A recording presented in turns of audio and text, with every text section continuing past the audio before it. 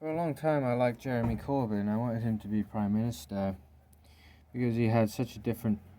He had such integrity and such a strong understanding of what is right for the people, the authentic Labour Party really is, in my opinion, and in many opinions of people in this country still to this day, although we don't see it as much.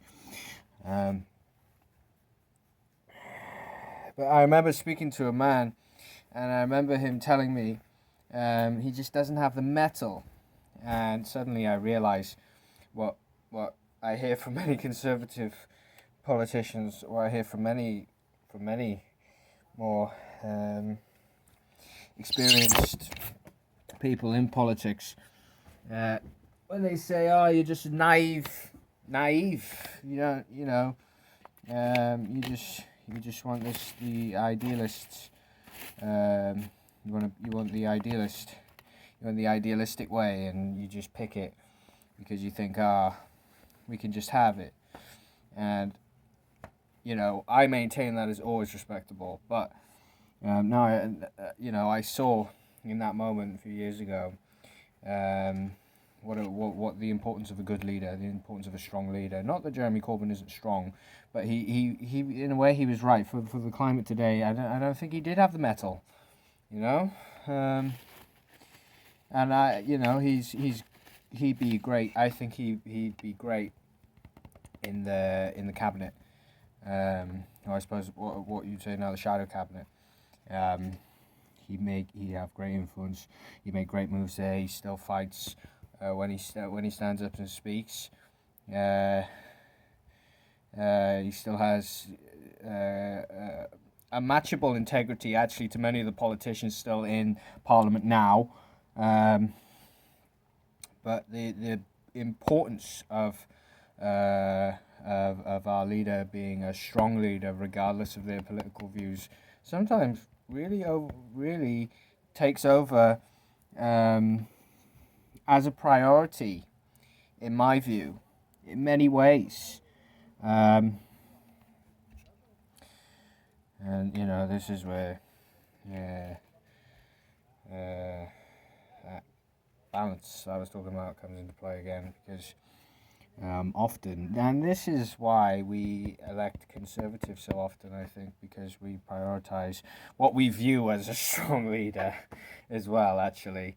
But we prioritise having a strong leader over our politics, over what's best for all of us. And I think this is another balance problem. Sometimes we choose a strong, what we consider to be a strong leader over good politics, over the idealistic way. It's too overlooked. The idealistic way has been way overlooked for a long time, and actually there's been such a huge fight for it, and even in the fight for it, it's still way overlooked. And this is why we're balancing out as a country. We're balancing out our maturity as individuals to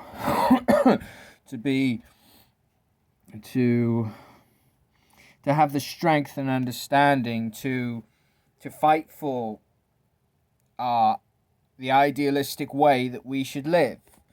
And this is, I believe, what we're growing now. It's just what human beings do naturally. And I say we're growing this now because actually, as a country, we are very advanced. And this is why I value living in this. It's one of the reasons I value living in this country, because we're advanced in many ways. We're a small place. We have a huge influence. With fifth strongest financial, fifth strongest financially in the world. Strong influence everywhere.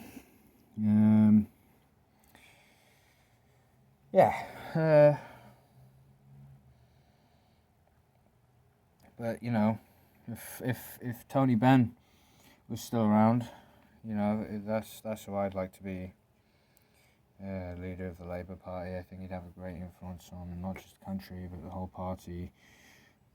He's my ideal, not just ideal, but for me, he's probably my favourite politician. I suppose there's a difference between favourite politician and who would be the best politician. But I would say both for him. Who now? I remember I said before, Andy Burnham is probably the best. Fucking hell! I knew it was there. Andy Burnham is probably the best leader for the Labour Party right now, and has been for a while. Although, no, and actually, it's because he actually respects the country, so as not to just privatize everything, and I think his way is what we need right now, and not just that, he's a strong leader and he has strong influence. He's respected as well. He has the perfect balance.